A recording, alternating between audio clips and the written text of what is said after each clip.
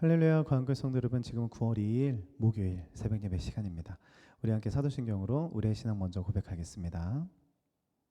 전능하사 천지를 만드신 하나님 아버지를 내가 믿사오며 그 외아들 우리 주 예수 그리스도를 믿사오니 이는 성령으로 잉태하사 동정녀 마리아에게 나시고 본디오 빌라도에게 고난을 받으사 십자가에 못 박혀 죽으시고 장사한 지 사흘 만에 죽은 자 가운데서 다시 살아나시며 하늘에 오르사 전능하신 하나님 우편에 앉아 계시다가 저리로서 산자와 죽은 자를 심판하러 오시리라.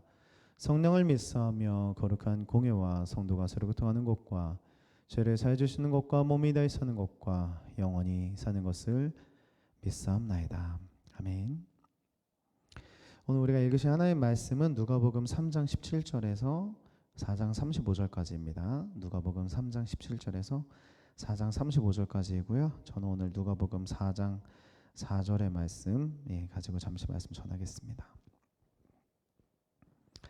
음악의 아버지라고 불리는 바로 바흐라는 사람이 있는데요. 그는 신실한 크리스찬이었습니다. 그러나 그의 인생은 참 이해가 되지 않을 정도로 굉장히 어려움이 많았습니다.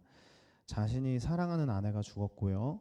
10명의 자녀가 질병으로 죽게 됩니다. 게다가 자기 자신 또한 병에 걸려 고통을 받습니다. 상상이 되십니까? 10명의 자녀와 아내가 죽었다. 자기 자신도 병에 걸렸다. 그런데 그는 좌절하지 않았고 감사했고 더 나아가서 하나님을 찬양했습니다. 자신의 음악적 재능을 다른 곳에 쓰지 않고 음악을 하나님을 찬양하는 곳에 썼습니다. 그래서 그가 만든 노래들의 제목들 그 옆에 보면 이렇게 쓰여져 있다고 합니다. 예수님의 이름으로, 오직 하나님의 영광을 위해. 전문가들은 이제까지의 서양 음악 모든 것이 없어져도 바흐의 음악 2가지만 있어도 음악이 다시 시작될 수 있다라고 말할 정도입니다. 이처럼 바흐는 어려운 시험들 속에서도 인내하고 하나님을 찬양을 드렸습니다. 바흐는 좀 극단적인 예였다고 하면 우리도 사실은 인생에 참 많은 어려움과 시험들이 질비하죠. 근데 시험에는 2가지의 종류가 있습니다. 첫 번째는 하나님이 주시는 시험이 있고 두 번째는 사탄 마귀가 주는 시험이 있습니다. 하나님이 주시는 시험은 뭘까요? 바로 테스트라고 해서 마치 학생들이 시험을 보는 것 같습니다. 때문에 그 시험을 통해서 더욱 성장하고 성숙해지는 흔히 말하는 성장통이요 또 연단이라고 말할 수 있을 것 같아요. 근데 사탄이 주는 시험은 템테이션입니다. 즉 유혹입니다. 가장 대표적인 것은 바로 아담의 사건입니다. 아담이 선악과를 따먹도록 유혹하는 것이죠. 그리고 그 시험의 결과는 바로 관계의 파괴라는 결과를 낳게 됩니다.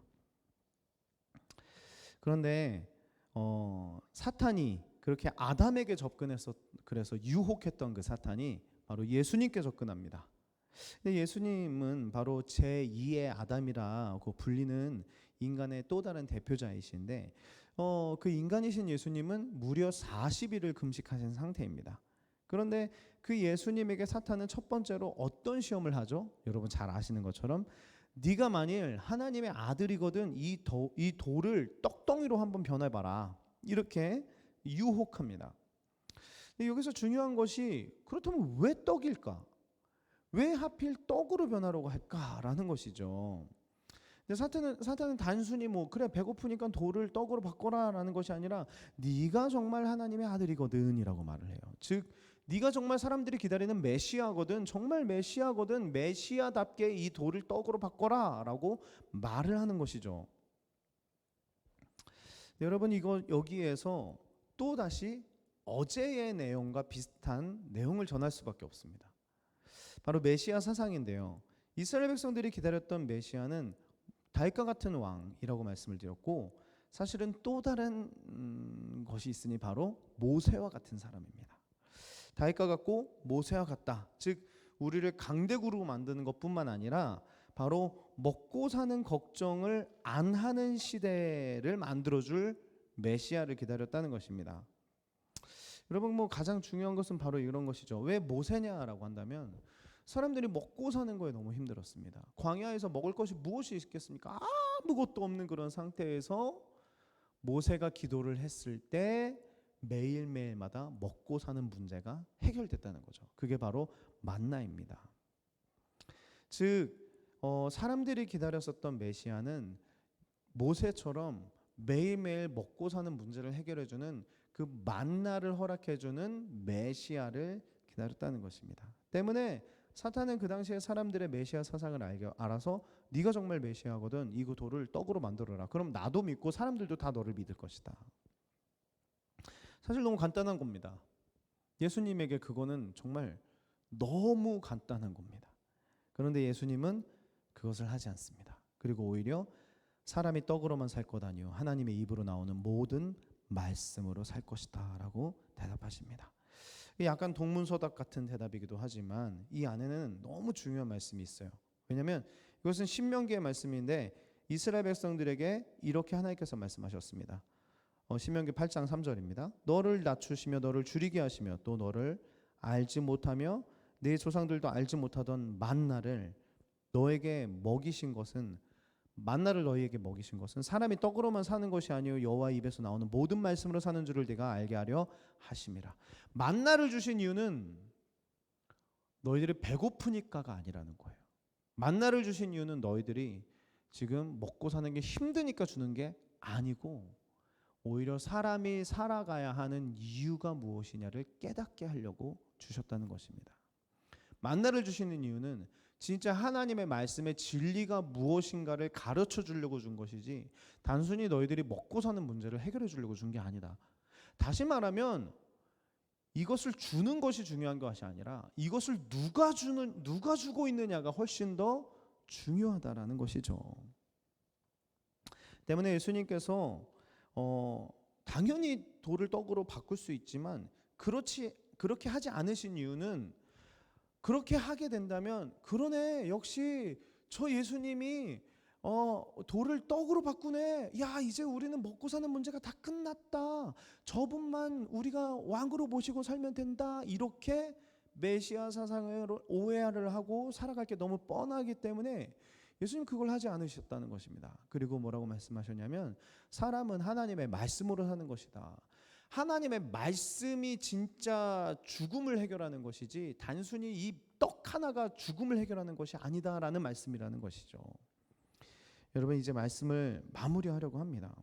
저마다 신을 찾고 저마다 그 신을 우리는 하나님이요 예수님이라고 믿고 있습니다. 근데 문제는 그 하나님을 왜 믿느냐, 그 하나님을 어떤 하나님으로 믿고 있느냐라는 것입니다. 혹시 우리의 믿음이 우리도 똑같이 먹고 사는 문제를 해결해 주세요. 그러면은 당신이 메시아인 걸, 당신이 하나님인 것을 믿겠습니다. 설마 이렇게 신앙생활 하고 있지는 않습니까? 정말 다시 한번 말씀드리지만 해결해 주실 수 있습니다. 충분히.